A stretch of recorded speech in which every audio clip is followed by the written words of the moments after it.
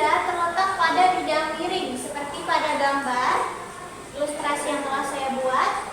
Jika masanya sama dengan 2 kg, mu S sama dengan 0,4, mu K sama dengan 0,2, F sama dengan 20 Newton, dan tan theta, tan alpha sama dengan 3/4. Tentukan A gaya gesek statis, B gaya gesek kinetis, dan C percepatan benda. Nah, jadi sebelum kita masuk untuk menjawab soal ini, kita harus tentukan dulu tan alpha, sin alpha, dan cos alpha-nya lewat perbandingan dari tan alpha. Nah, jadi di sini bisa kita lihat bahwa tan alpha adalah 3/4, di mana tan itu adalah depan dan samping. Artinya tiganya adalah depan, di mana di sini, dan sampingnya itu adalah 4. Sesuai dengan rumus teorema Pythagoras, kita dapat menentukan bidang miringnya adalah 5. Maka tan alpha sama dengan 3/4, sin alpha sama dengan 3/5, yaitu 0,6, dan cos alpha-nya adalah 4/5 sama dengan 0,8, begitu. Nah, baik. Sebelum kita melihat soal ini, kita harus tentukan dulu gaya-gaya apa saja yang bekerja pada benda yang diletakkan pada bidang miring. Seperti pada gambar ini, di sini ada sebuah benda yang diletakkan pada bidang miring, di mana memiliki gaya dorong, memiliki gaya tarik sebesar 20 Newton, lalu masanya adalah 2 kg. Nah, tentunya saat kedua benda ini memiliki koefisien gesek, artinya ada gaya gesek yang terjadi, di mana gaya gesek selalu berlawanan arah dengan gaya normal. Selalu berlawanan arah, dengan gaya dorongnya. Jadi jika gaya tariknya adalah ke atas, maka gaya geseknya ke bawah, yaitu F gesek. Nah, lalu di sini ada gaya berat. Gaya berat selalu ke bawah karena searah dengan gaya gravitasi, yaitu W. Nah, lalu ada gaya berat W cos alpha. Apa sih W cos alpha? Jadi W cos alpha ini adalah gaya berat yang dimana membuat benda itu tetap menapak pada bidang miring. Nah, jadi ada yang ke sini, ada yang ke bawah, dan ada yang ke samping. Nah, jadi W sin alpha itu adalah gaya berat yang membuat benda jatuh ke bawah. Ya, jadi di sini jatuh ke bawah. Sedangkan gaya W cos alpha adalah gaya berat yang membuat benda itu menapak pada bidang miring. Nah, sedangkan W di sini adalah gaya berat yang searah dengan gaya gravitasi, begitu. Lalu searah dengan W cos alpha ada gaya normal. Nah, karena yang ditanyakan adalah gaya gesek statis dan gaya gesek kinetis, maka sebelum kita mencari itu, kita harus tentukan dulu gaya normal. Gaya normalnya berapa? Nah, kita bisa gunakan rumus sigma F. Sigma F sama dengan 0, di mana N, nah ini karena N ini adalah searah dengan sumbu Y vertikal, maka kita lihat di vertikal itu ada gaya apa saja. Selain gaya normal, ternyata ada W cos alpha. Nah, karena dia berlawanan arah dengan gaya normal, makanya dia minus W cos alpha sama dengan 0. Maka N sama dengan, kita pindah ruaskan minusnya jadi plus W cos alpha. N sama dengan, nah untuk mencari gaya berat kita bisa mengalihkan massa dengan gaya gravitasinya. Massanya adalah 2, gaya gravitasinya kita bisa gunakan 10 meter per sekon kuadrat supaya lebih mudah, kali 10. Nah, cos alpha yang tadi sudah kita cari sebesar 0,8. Maka N sama dengan 2 dikali 10 adalah 20 dikali 0,8. Maka gaya normalnya sebesar 16 Newton. Setelah kita mencari gaya normalnya, kita bisa lanjut untuk mengerjakan soal-soal seperti mencari gaya gesek, kinetis, dan percepatan benda. Baik, kita bisa lanjut untuk mencari gaya gesek statis dahulu yang pertama. Nah, jadi gaya gesek statis ini simbolnya adalah Fs sama dengan mu S dikali gaya normal. Nah, mu S itu sudah kita ketahui tadi sebesar 0,4, maka 0,4 dikali gaya normalnya telah kita cari tadi adalah sebesar 16 Newton. Maka 0,4 dikali 16 sama dengan 6,4 Newton. Selanjutnya kita mencari gaya gesek kinetis. Nah, sama seperti sebelumnya, gaya gesek kinetis itu adalah Fk sama dengan μk dikali gaya normal. μk-nya itu sudah kita ketahui adalah 0,2. Kita tulis 0,2 dikali gaya normalnya adalah 16 sama dengan 3,2 Newton. Nah, jadi kita sudah tahu ya bahwasannya gaya gesek statis adalah sebesar 6,4 Newton dan gaya gesek kinetis adalah 3,2 Newton.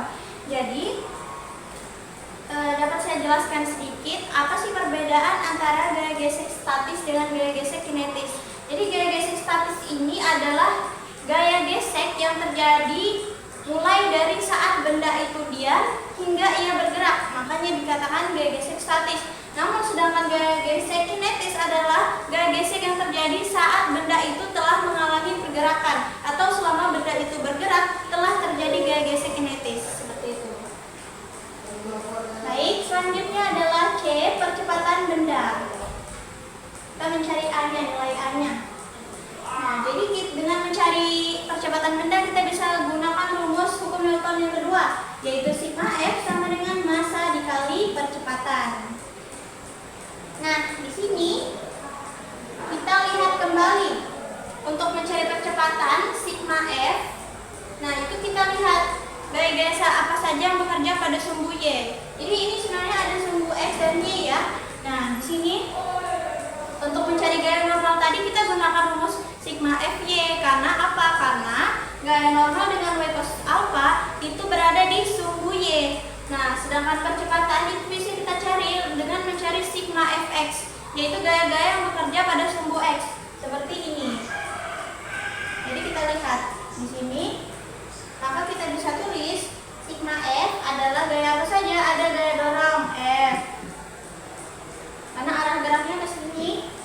Kita lihat gaya-gaya apa saja yang searah dengan arah gerak benda. Berarti ada F. F-nya berarti plus.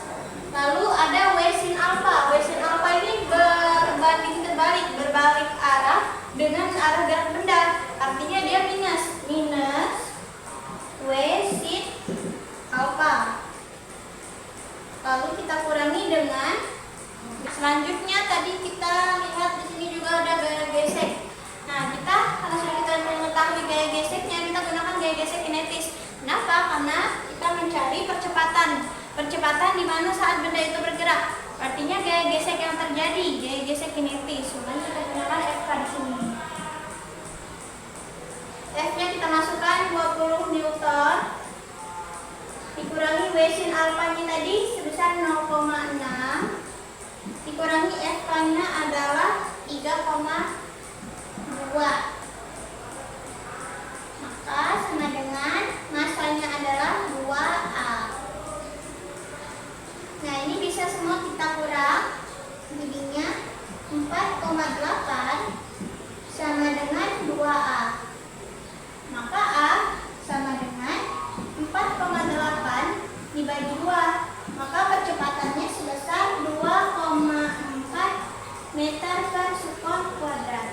Maka percepatan dari benda tersebut adalah sebesar 2,4 meter per sekon kuadrat.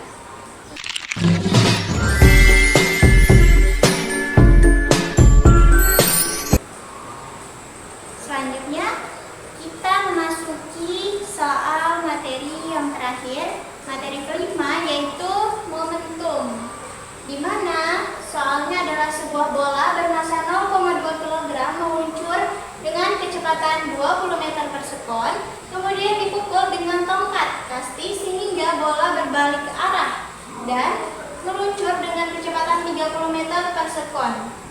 Besar perubahan momentum pada bola adalah, untuk menentukan momentum kita bisa menggunakan rumus. Kita tulis dulu lah yang diketahui. Masanya itu adalah 0,2 kg. Lalu kecepatan awalnya kecepatan pertama